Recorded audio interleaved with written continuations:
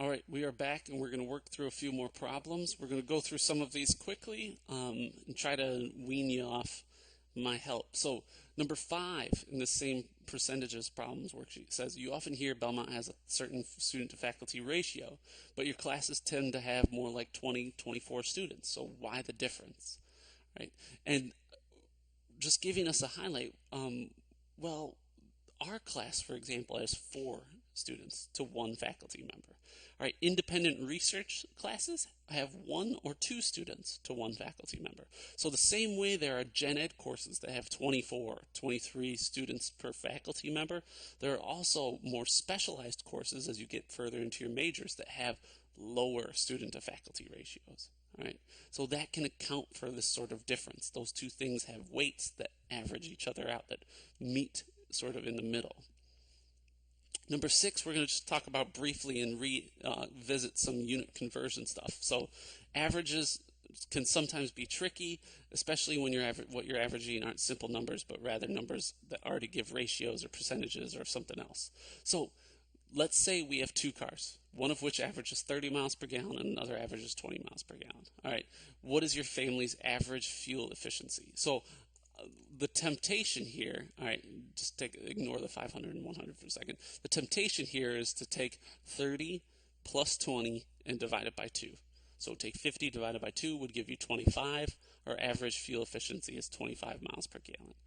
Why is that a bad way to calculate this? To calculate average fuel efficiency here? Take a second.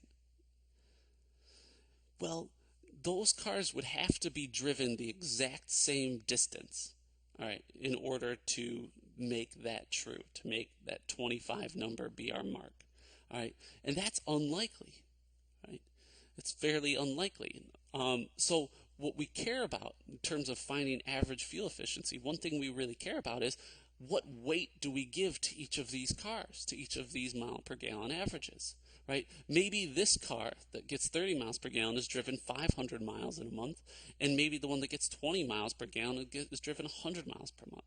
So then it's not fair to just average them 30 plus 20 divided by 2, right? That quantity divided by 2. We need to weight them appropriately. And that brings us back to this weighted average. So, and let's say we're going to revisit some unit conversion stuff. So one way we do that is saying, all right, the value of 30 miles per gallon gets a weight of 500 miles, right? And the value of 20 miles per gallon gets a weight of 100 miles.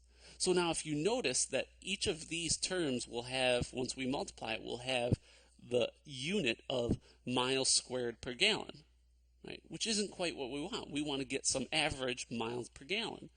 Well, we know in this situation we need to divide by, right, the sum of our weights. So we need to divide by 500 plus 100, right, which is a value that is given in terms of miles. Right? So this value would give us a more accurate representation of what our average fuel efficiency is. Right? Let's look at number 7 for a second. Suppose you get 20% off an item and have to pay 5% sales tax on it. Would you rather apply the tax first and then take the discount, or take the discount and then apply the tax? So I'm going to ask you to first answer this without doing the calculation and then check your intuition. All right, so let's call X. Take a second, come up with a response, and then move forward. I'm going to call X the cost of our original item. So cost, and I've got in parentheses, of original item is just this value X.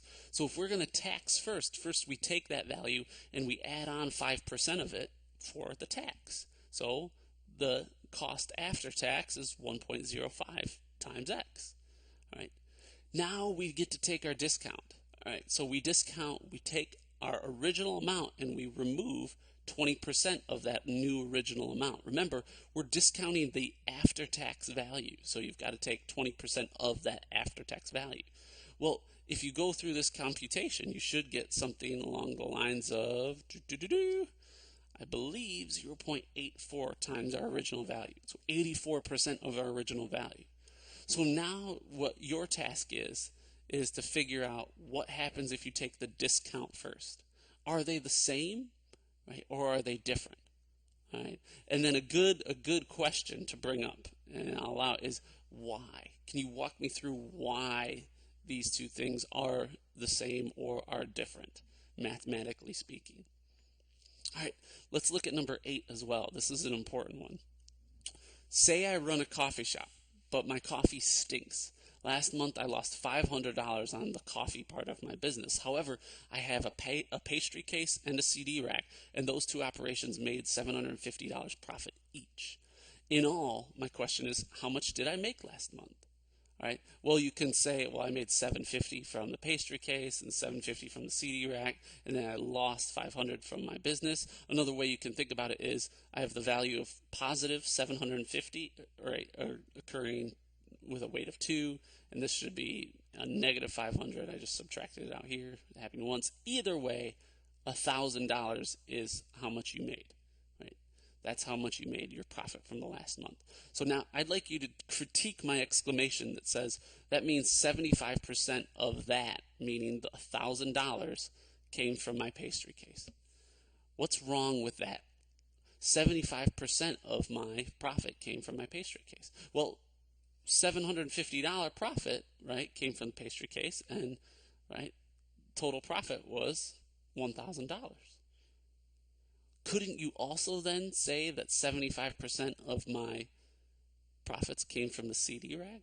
So that means I've got 75%, right? 75% from my CD case, plus I've got 75% from my CD rack. That means that I have 150% of my actual profit. There's a problem there, right?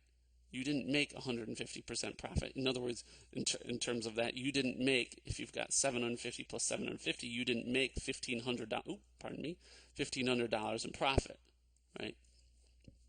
You didn't make $1,500 in profit because you have this negative value in play, right? So critique that exclamation, right? Basically, I already did. But number 9 really hammers this home, and this is ripped from, I used to live in Wisconsin, ripped from headlines in the Milwaukee State Journal, I believe. All right, so in 2011, a press release was issued touting Governor Walker's job-creating record. It said the U.S. economy as a whole had added only 18,000 jobs nationally, right? But the state's employment numbers looked much better. A net increase of 9,500 jobs. And the release read, today we learned over 50% of U.S. job growth in June, the month we're talking about, came from our state, Wisconsin. So is there anything wrong or misleading about this percentage? And it's very similar to what's wrong and misleading about this exclamation here. All right. So go ahead and pause the video, take a second, think of what's wrong or misleading about this percentage. A 2, a 1, a go.